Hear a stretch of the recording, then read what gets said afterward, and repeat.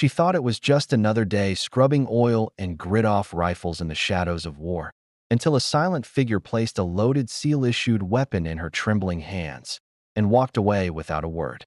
What happened next, no one was prepared for. Asterisk, she didn't have a name in the barracks, just a nickname the men muttered when they passed. Cleaner.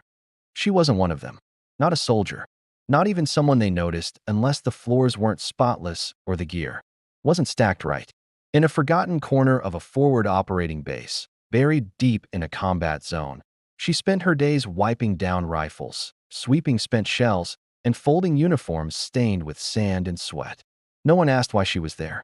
No one asked what she had lost. But she knew. And that was enough.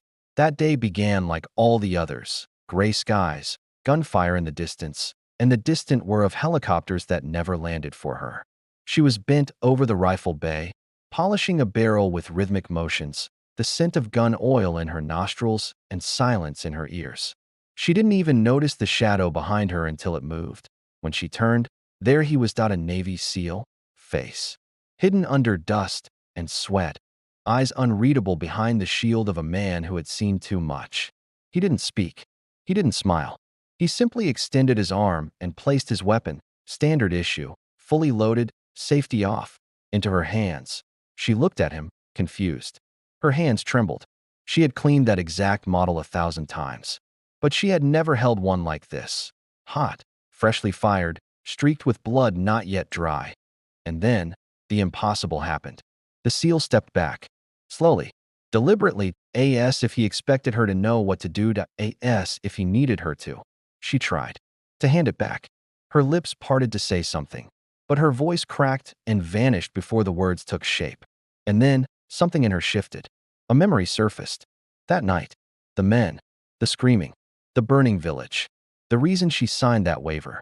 To come here in the first place, not as a fighter, but as someone trying to forget. But fate has a cruel way of remembering for us. Shouts broke out near the perimeter. Sirens blared. Chaos erupted in seconds. Without a command, without thinking, she ran, rifle in hand, toward the smoke, toward the sound, toward the past she had buried and the future she didn't know she wanted.